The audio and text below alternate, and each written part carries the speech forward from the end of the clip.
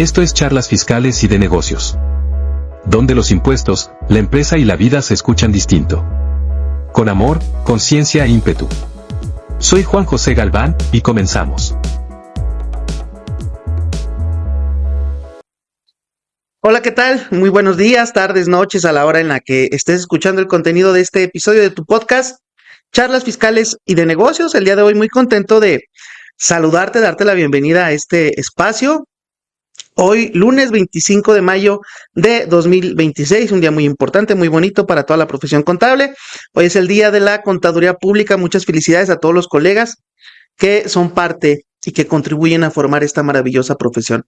Gracias de todo corazón a todos los que contratan a un contador público y nos permiten ser esta parte esencial y fundamental de la economía del país. Pues bueno, vamos a iniciar hoy hablando de temas importantes para la economía del país. Quiero platicarles el día de hoy, darte la bienvenida. Juan José Galván González te saluda.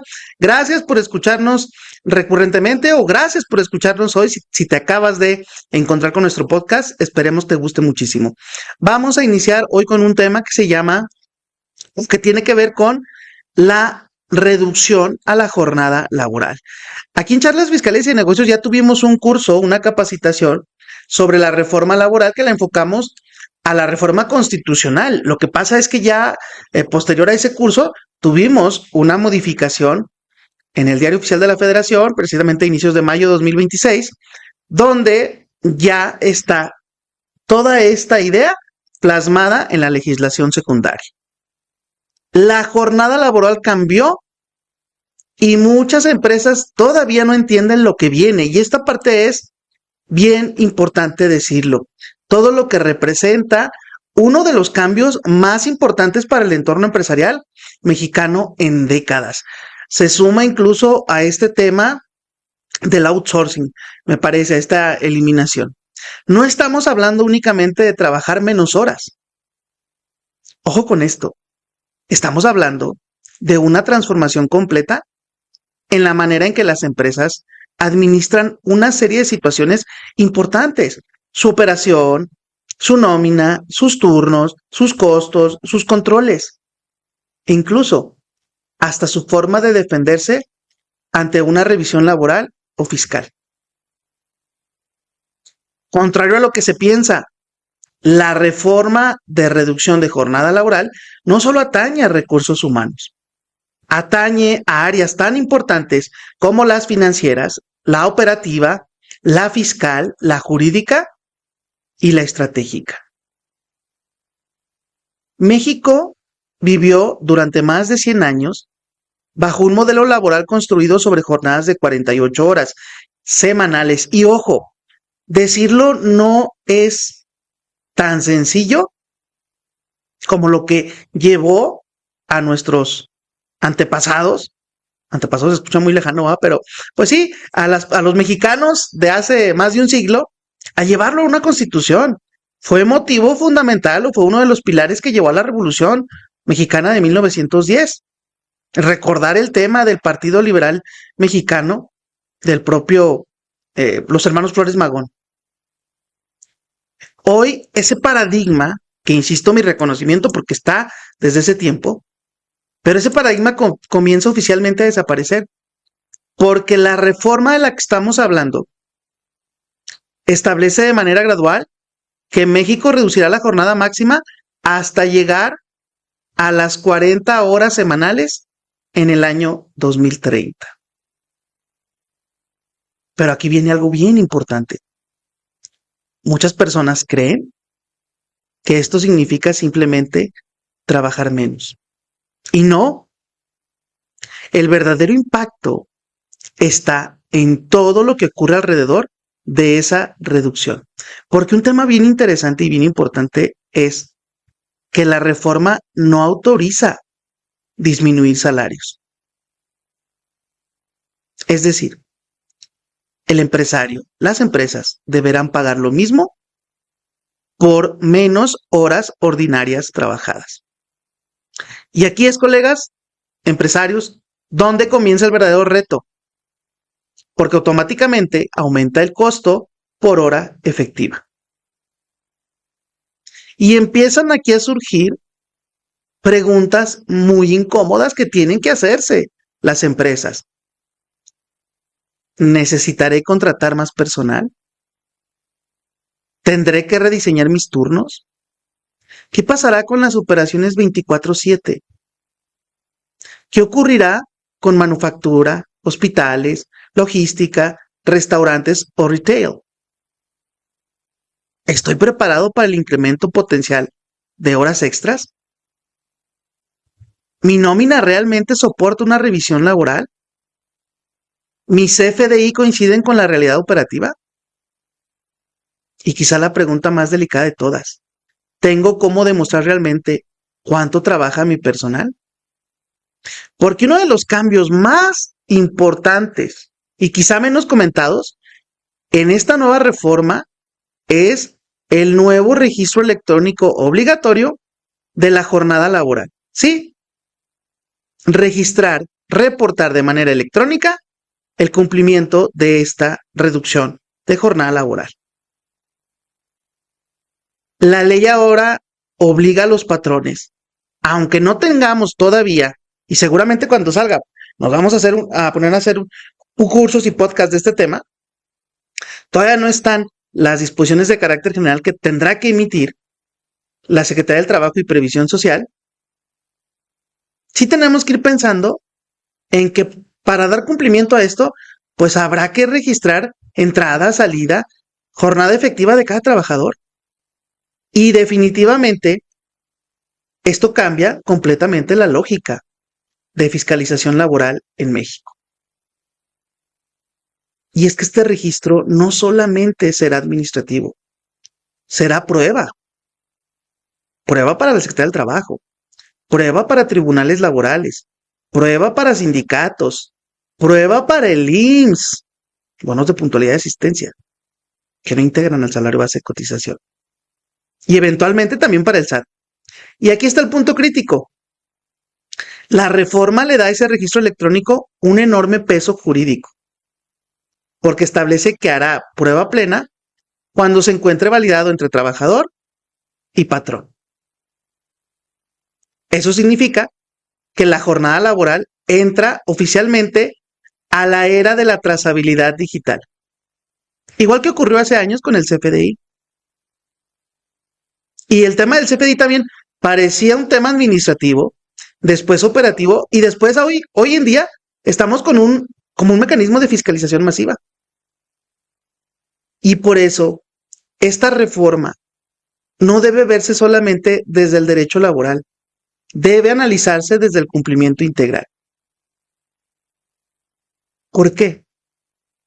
La empresa que no tenga alineados contratos, horarios, registros, nóminas, CFDI y operación real queda completamente vulnerable. Y además, el tema sanción, porque la reforma establece multas que pueden ir desde 250 hasta 5,000 UMAS por incumplimiento del registro electrónico de jornada. Y el enfoque que hemos generado hoy en este podcast, en este episodio, nace precisamente de platicar lo menos comentado, lo que menos en teoría, en el discurso, en la narrativa, llama la atención. ¿Qué es lo que más llama la atención en este caso? Dándole la vuelta un poquito. Evidentemente el tema de las horas. A ver, ¿cómo y cuándo van a entrar en vigor? ¿Cómo y cuándo? ¿O en qué cuantía?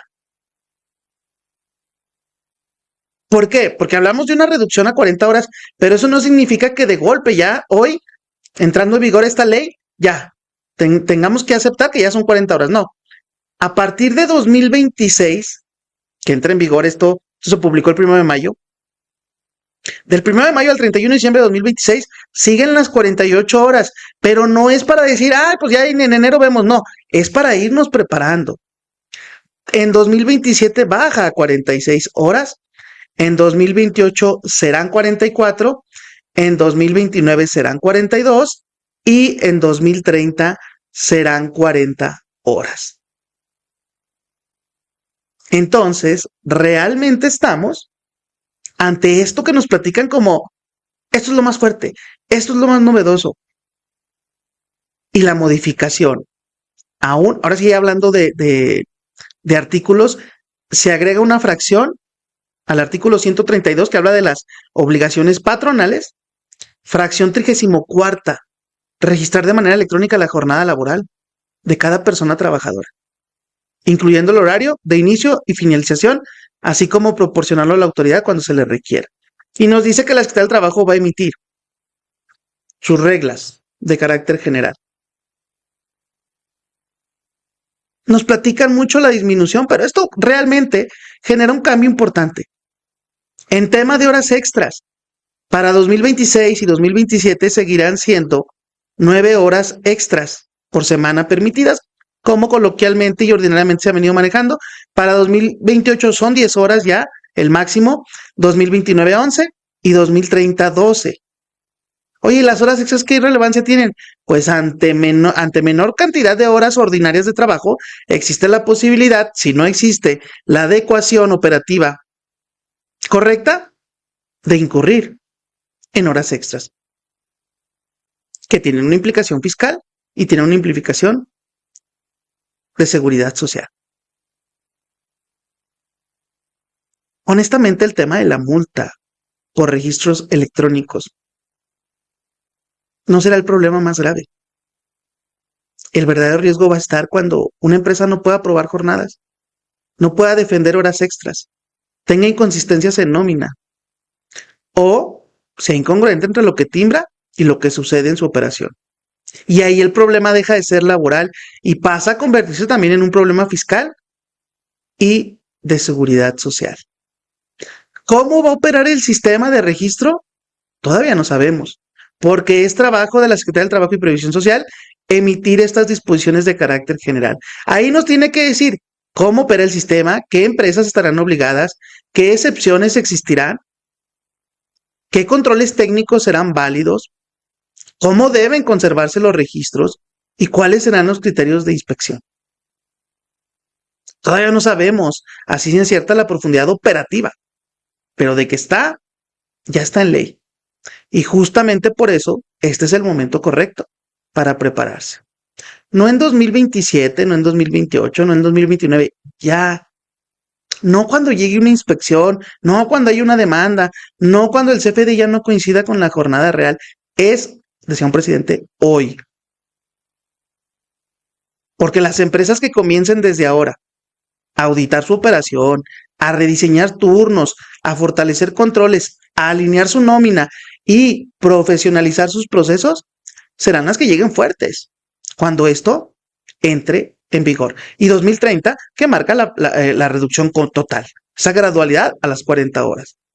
La reforma laboral ya no es una posibilidad, ya es una realidad y el verdadero riesgo no es la reforma, es no estar preparado. Puedes consultar los decretos, por ejemplo, el de la reforma laboral en el Diario Oficial de la Federación, te lo vas a encontrar el 1 de mayo de 2026. Previo a eso, tuvimos una reforma constitucional que quedó ahí nada más en la reforma al artículo 123. Bueno, lo digo nada más como si fuera poca cosa. Pero primero empezó este juego, iba a decir, o esta cuestión, empezó precisamente con una reforma constitucional. Y el decreto fue publicado el 3 de marzo de 2026, donde se modificaron las fracciones 9ª y 11ª del apartado A del artículo 123, y que ahora con este nuevo decreto del 1 de mayo se reforman diversas disposiciones de la Ley Federal del Trabajo en materia de reducción de la jornada laboral. Gracias por acompañarme en este episodio de Charlas Fiscales y de Negocios. Si quieres seguir preparándote en temas de cumplimiento, fiscalización, auditoría, NIF, PLD, reformas laborales e inteligencia fiscal, te invito a ser parte de nuestra comunidad y de nuestras membresías de Charlas Fiscales y de Negocios. Te recomiendo mucho, si eres estudiante o recién egresado, te recomiendo mucho la membresía clases virtuales. Tenemos clases virtuales cada mes, mínimo 2. Para este mes de junio ya tenemos preparadas 3. O la Elite, que te da acceso a prácticamente todos los cursos. Digo prácticamente porque ya el tema de diplomados, como vamos a tener uno de PLD para la certificación, no incluye, pero entran en precios bastante accesibles para los miembros Elite. Que sea un excelente día, tarde, noche, a la hora que me hayas escuchado. Te mando un fuerte abrazo. Gracias por conectarte. Gracias por ayudarme a compartir el contenido de este y de todos los episodios. Saludos. En Charlas Fiscales y de Negocios creemos que detrás de cada número hay personas, y detrás de cada historia, una oportunidad para aprender. Gracias por ser parte de esta comunidad que crece con amor, conciencia e ímpetu. Nos escuchamos pronto.